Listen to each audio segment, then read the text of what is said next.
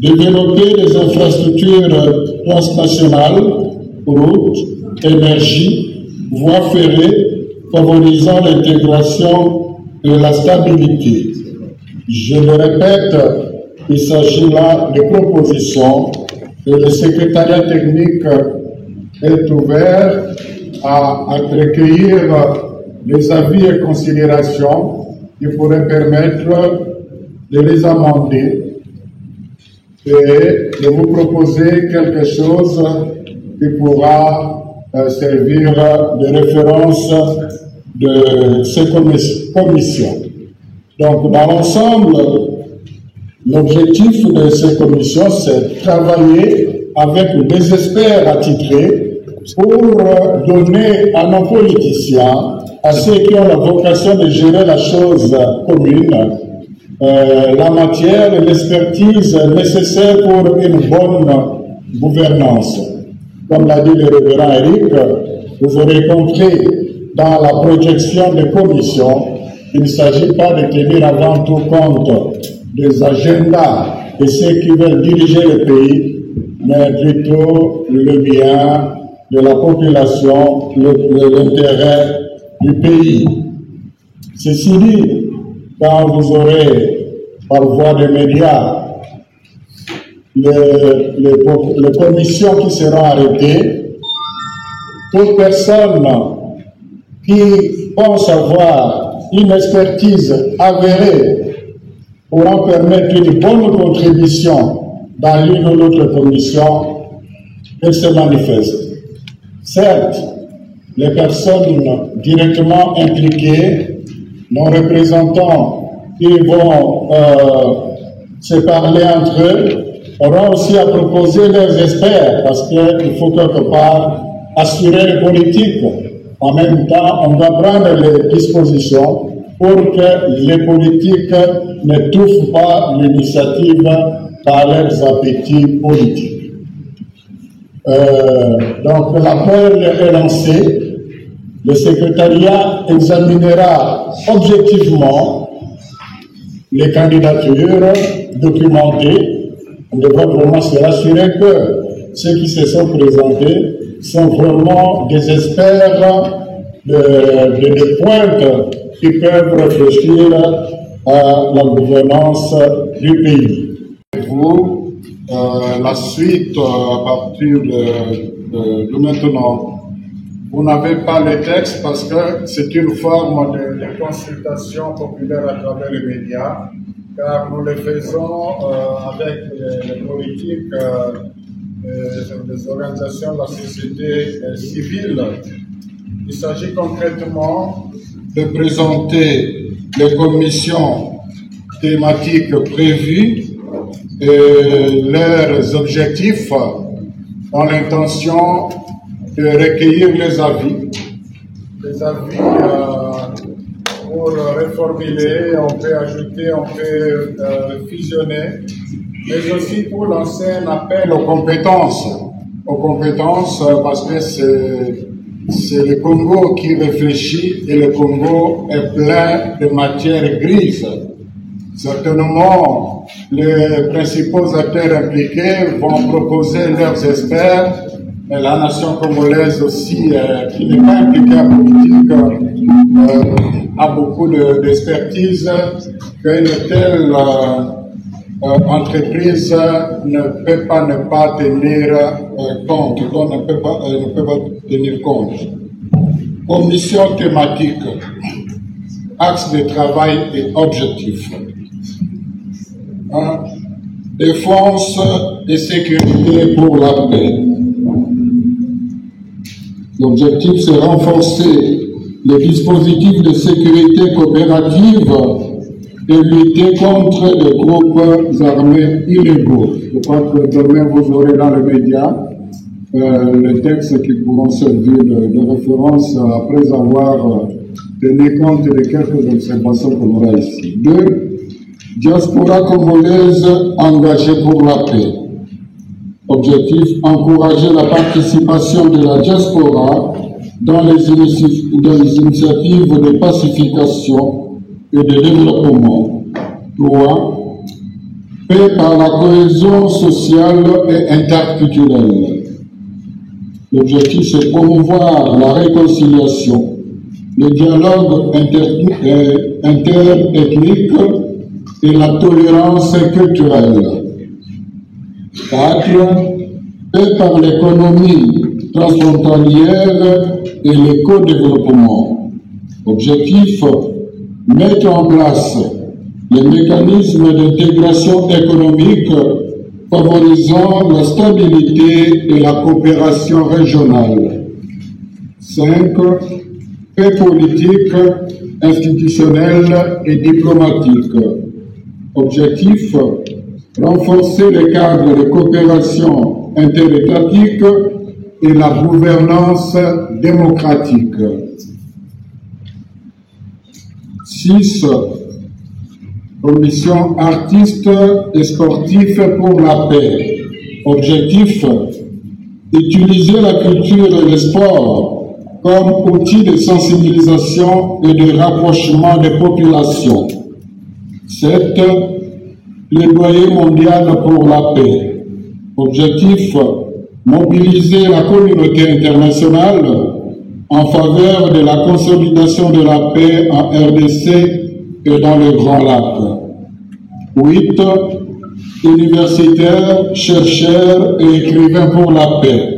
Objectif, c'est contribuer à la production de savoirs et d'analyse pour une paix durable.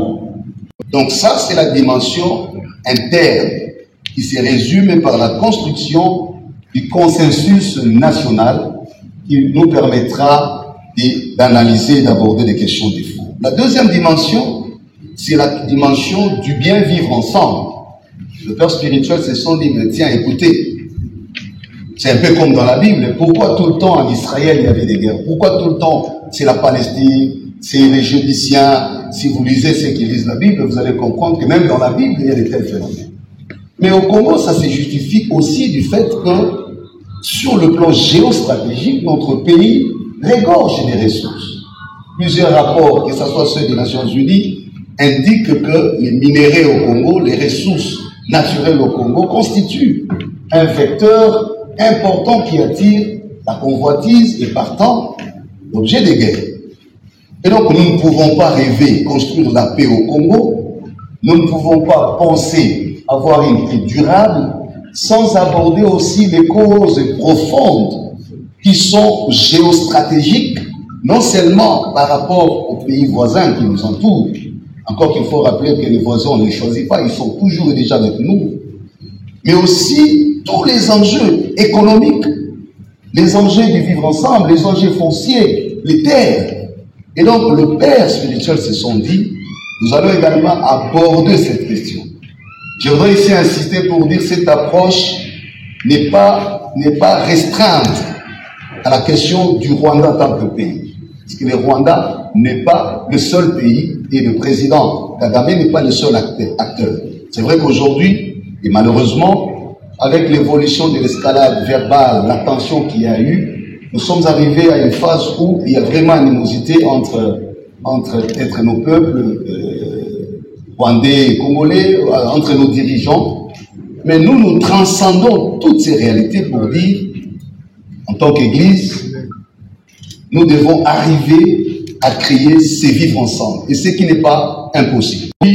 Donc, restons dans un agenda objectif et nous continuons à rêver comme étant l'idéal du vivre ensemble au Congo. Et ils vont réfléchir, ils vont analyser profondément et à l'issue desquelles réflexions découleront certainement.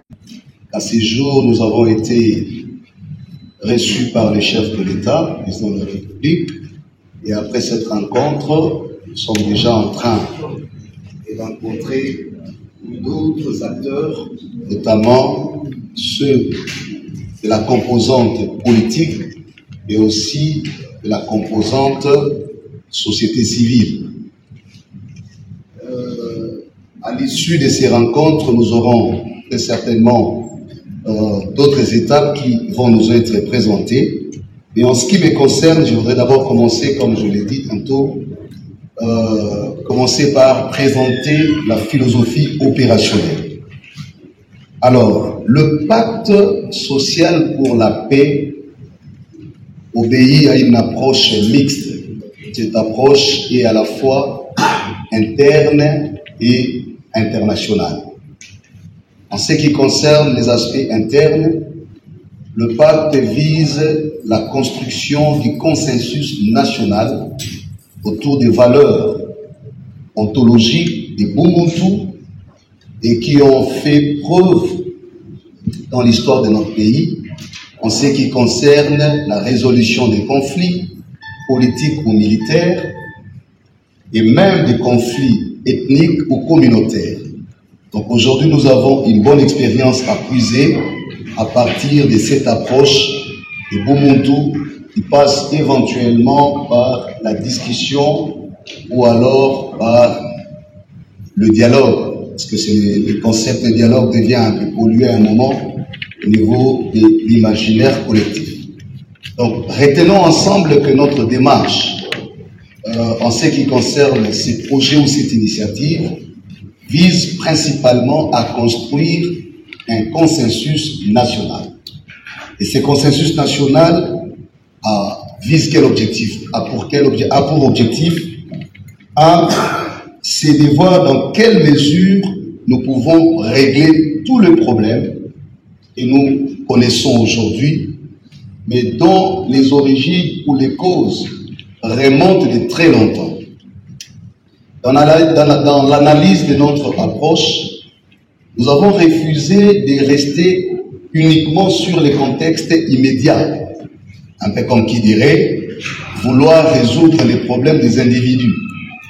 Parmi les critiques qui sont formulées à nos différents formats de dialogue, y compris le dialogue de Santiti qui a débouché sur l'ordre constitutionnel en vigueur, d'aucuns disent que les dialogues au Congo ne visent que résoudre les agendas des acteurs ou des protagonistes. Et par conséquent, une fois que les agendas des individus trouvent satisfaction, l'essentiel est oublié, le pays est oublié, la population est ignorée et le cycle se maintient. Et c'est ce qui alimente d'abord, et d'ailleurs toute la polémique aujourd'hui, quand on apprend l'initiative, les gens se disent encore un dialogue. Pourquoi le dialogue? Parce qu'on va encore se partager le poste. Et donc c'est ici l'occasion pour nous de clarifier les choses. Et l'approche que nous mettons en place, cette initiative, ne vise pas le dialogue comme on en a l'habitude. On va réunir les acteurs, on ne réfléchit pas sur les fonds des questions, on prend les agendas, les mémos, et puis on s'arrête. Nous nous sommes dit, mais tiens, le père spirituel, en analysant la situation et de par l'ancrage historique de nos églises, se sont dit, il y a des faits qui se répètent parce qu'on n'a jamais eu le temps de faire un arrêt philosophique, un arrêt intellectuel pour analyser profondément les causes de ces conflits et proposer des solutions idoines. Donc, la première dimension, lorsque nous allons réfléchir à l'interne en vue de ces consensus, les questions ne seront pas seulement abordées autour de qui dit révision constitutionnelle, qui dit gouvernement, qui dit détournement, qui dit M23, mais les questions vont aller en profondeur. D'où le deuxième objectif serait de réfléchir sur des thématiques qui sont déjà identifiées et qui vous seront certainement présentées par mon collègue tout de suite pour que vous... La démarche à prendre. Monseigneur doit s'exposer et le référent du séminaire, les référents de nos équipes, notamment les gens du porte-parole. La première partie de cet échange portera sur le pacte social dans son approche opérationnelle, mais aussi on nous donnera l'essentiel de ce qu'a été la rencontre des églises, les deux églises avec les chefs de l'État, de quelle partie aussi. La deuxième partie portera sur les enseignants qui va s'échouer dans le livre. Et nous vous remercions d'avoir répondu à cette invitation. Donc, je vous êtes très nombreux dans le Sénat, secrétaire général de la commission justice et paix, et vous, le porte-parole du ministère. Merci beaucoup. Bonjour, chers amis. Je réponds très rapidement, comme l'a dit le modérateur, vous présenter en ce qui me concerne. Vous avez appris à ce jour, nous avons été reçus par le chef de l'État, de la République, et après cette rencontre, nous sommes déjà en train de rencontrer d'autres acteurs, notamment ceux de la composante politique et aussi de la composante société civile. À l'issue de ces rencontres, nous aurons très certainement d'autres étapes qui vont nous être présentées. Et en ce qui me concerne, je voudrais d'abord commencer, comme je l'ai dit plus tôt, commencer par présenter la philosophie opérationnelle. Alors, le pacte social pour la paix au pays a une approche mixte. Cette approche est à la fois interne, concerne les aspects internes. Le pacte vise la construction du consensus national autour des valeurs ontologiques de Ubuntu et qui ont fait preuve dans l'histoire de notre pays en ce qui concerne la résolution des conflits politiques ou militaires et même des conflits ethniques ou communautaires. Donc aujourd'hui, nous avons une bonne expérience à puiser à partir de cette approche de Ubuntu qui passe éventuellement par la discussion ou alors par le dialogue. Le concept de dialogue devient évolué à un moment au niveau de l'imaginaire politique. Donc, retenons ensemble que notre démarche, en ce qui concerne ces projets ou cette initiative, vise principalement à construire un consensus national. Et ce consensus national vise quel objectif? A pour objectif c'est de voir dans quelle mesure nous pouvons régler tous les problèmes que nous connaissons aujourd'hui, mais dont les origines ou les causes remontent de très longtemps. Dans l'analyse de notre approche, nous avons refusé de rester uniquement sur les contextes immédiats. En fait, on dirait vouloir résoudre les problèmes des individus. Parmi les critiques qui sont formulées à nos différents formats de dialogue, y compris le dialogue des scientifiques qui a débouché sur l'ordre constitutionnel en vigueur, d'aucuns disent que les dialogues au Congo ne visent que résoudre les agendas des acteurs et des protagonistes. Mais par conséquent, une fois que les agendas des individus trouvent satisfaction, l'essentiel est oublié, le pays est oublié, la population est ignorée et le cycle se maintient. Et c'est ce qui alimente d'abord, et d'ailleurs toute la polémique aujourd'hui, quand on apprend l'initiative, les gens se disent encore un dialogue. Pourquoi les dialogues? Parce qu'on va encore se partager le poste, et donc c'est ici l'occasion pour nous de clarifier les choses.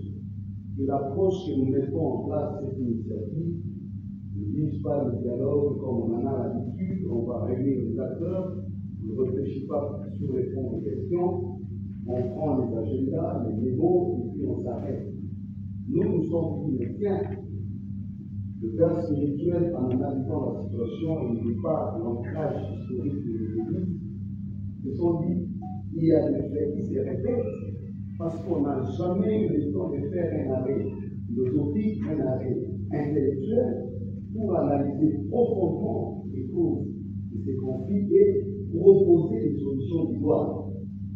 Donc, la première dimension, lorsque nous allons réfléchir à l'interne, en vue de ces consensus, les questions ne seront pas seulement abordées autour des révisions constitutionnelles, qui dit gouvernement, qui dit gouvernement, qui dit M23, mais les questions vont aller encore au-delà. Tout le deuxième objectif serait de réfléchir sur des thématiques qui sont déjà identifiées et qui vous seront certainement présentées par mon collègue tout de suite, pour que vous sachiez les formats que nous mettons en place, les forums que nous voulons mener, va partir des réflexions qui vont être développées par des techniciens, par des experts, par des scientifiques, de tous bords, qui vont, tout en s'émancipant des appartenances politico-religieuses ou même culturelles, mais restant dans un agenda objectif que nous continuons à rêver comme étant l'idéal du vivre ensemble au Congo, et ils vont réfléchir, ils vont analyser au fond et à l'issue desquelles réflexions découleront certainement des propositions. Donc ça, c'est un élément important et ne continue pas. Et le troisième objectif que nous utilisons ici, c'est d'éduquer la population. Aujourd'hui, notre effort social est fragilisé, et même le spectre du tribalisme aujourd'hui a pris beaucoup d'ampleur. Nous avons des frustrations, nous avons des conflits ethniques, des conflits communautaires, nous avons des conflits politiques, et maintenant nous avons des conflits militaires ou des conflits d'armée. Et donc, le travail ici vise aussi la dimension de la durabilité. Il ne suffit pas seulement de résoudre les problèmes de ceux qui sont aujourd'hui belligérants ou les conflits que nous vivons, mais nous voulons poser ce qu'on appelle les mythes fondateurs de notre nation. Quelles sont les valeurs qui justifient notre raison d'exister en tant que peuple? Quel est notre rêve idéal pour devenir une grande nation? Sur base de quel fondement nous reposons notre héritage en tant que nation et en tant que peuple? Voilà une vaste campagne d'éducation civique qui va être lancée dans un horizon au-delà de ce que nous parlons aujourd'hui en tant que crise, pour donner un caractère durable à cette paix. Donc ça, c'est la dimension interne qui se résume par la construction du consensus national qui nous permettra d'analyser et d'aborder les questions. La deuxième dimension, c'est la dimension minérale au Congo, des ressources naturelles au Congo, constitue un vecteur important qui attire la convoitise et partant l'objet de guerre. Et donc nous ne pouvons pas